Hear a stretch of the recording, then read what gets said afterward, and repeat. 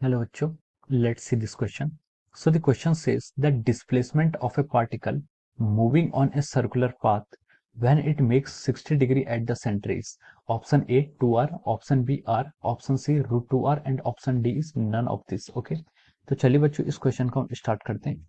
तो देखिए बच्चों इस क्वेश्चन का जो आपका की कॉन्सेप्ट है, ठीक है, इस क्वेश्चन का की कॉन्सेप्ट जो है ये क्वेश्चन आपका देखिए, इस पर क्वेश्चन में पूछा गया कि हमें displacement of particle find out करना है ऑन ए सर्कुलर पाथ, जो कि क्या कर रहा है, एक सर्कुलर पाथ में मूव कर रहा है। ठीक है, देखिए मैं इसको फिगर से समझाता हूँ। ये आपका क्या एक सर्कुलर पाथ है, एक पार्टिकल क्या कर रहा है, इसमें मूव कर रहा है। ठीक है, one particle is moving on this circular path. Okay, हमसे बोला गया कि उसका डिस्प्लेसमेंट बताना है on a circular path when it makes 60 degree at the centre, जब वो सेंटर से आपका 60 डिग्री का एंगल बना रहा है। ठीक है, मान लीजिए किसी टाइम टी पर पार्टिकल आपका यहाँ था। ठीक है, किसी टाइम टी1 बोल दीजिए, टी1 टाइम पर पार्टिकल आपका यहाँ पर था और कुछ टाइम टी1 टी2 टाइम पर वो यहाँ पहुंच गया। ठीक है, तो देखिए उसका जो पोजीशन वेक्टर होगा टी1 टाइम पर, उसका पोजीशन वेक्टर ये था और फिर आपका उसका पोजीशन वेक्टर ये हो गया। ठीक है, अब उसने पूछा कि हमें क्या बताना है, ये एंगल उसने क्वेश्चन में गिवन किया, this angle is 60 degree and in question they have asked us to find out the displacement.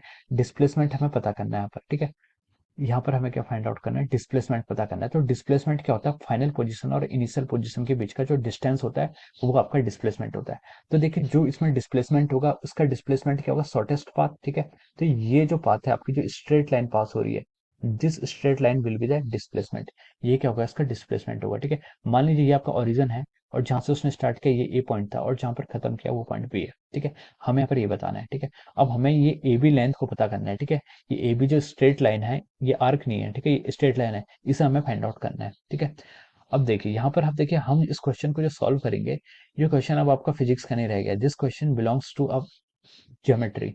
ये क्वेश्चन पर क्या आप ज्योमेट्री बिलोंग्स कर, ज्योमेट्री पर ही क्वेश्चन बेस्ड हो गया। ठीक है, तो देखिए इस क्वेश्चन का जो आपका की कॉन्सेप्ट होगा, इस क्वेश्चन का की कॉन्सेप्ट आप क्या लिख सकते हैं, this question belongs to geometry. ये आपका ज्योमेट्री पर बिलोंग्स है। ठीक है, इसका जो की प्रिंसिपल है वो क्या आपका ज्योमेट्री पर है। ज्योमेट्री पर कैसे है अभी हम आपको बताते हैं। देखिए देखिए अगर आपका ये एंगल बहुत स्मॉल होता है, अगर ये एंगल स्मॉल होता है तो हम क्या लगा सकते थे, theta is equal to L over R. ठीक है, एल ओवर आर क्या होता है, एल आपकी आर्क लेंथ होती है और आर क्या होता है, रेडियस होता है और थीटा क्या होता है, एंगल सबटेंड। लेकिन यहाँ पर थीटा आपका बहुत बड़ा है, 60 डिग्री है, तो ये एंगल हम यहाँ पर, ये फॉर्मूला हम यहाँ पर यूज नहीं कर सकते। ठीक है, यहाँ पर सिक्स जो थीटा है आपका काफी लार्ज है।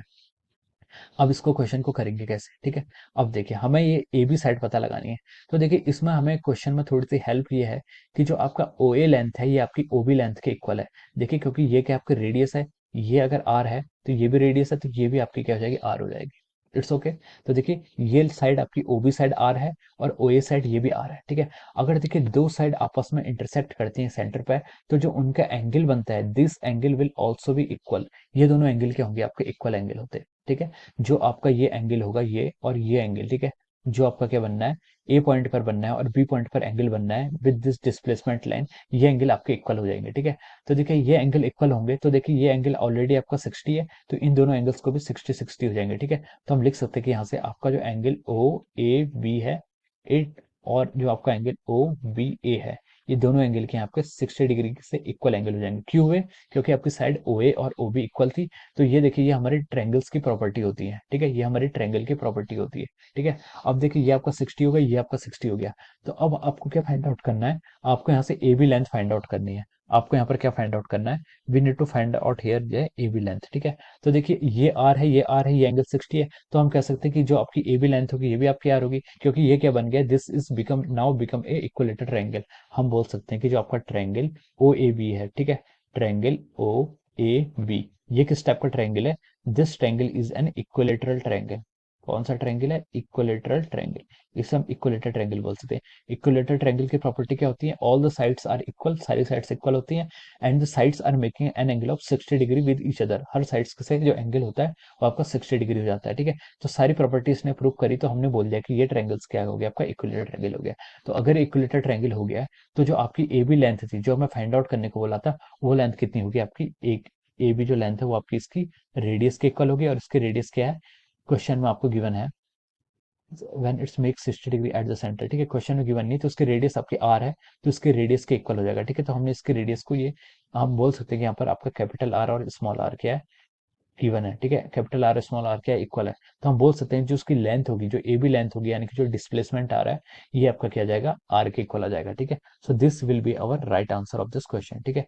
तो देखिए हमारा जो राइट आंसर होगा वो क्या हो जाएगा, A B length, A B is equal to R, ये आपका इसका राइट आंसर हो जाएगा, ठीक है। ये देखिए आपको ऑप्शन बी में यहाँ पर गिवन है, ठीक है, किस में गिवन है, ऑप्शन बी में। So we can write down from here that option B is correct, ठीक है।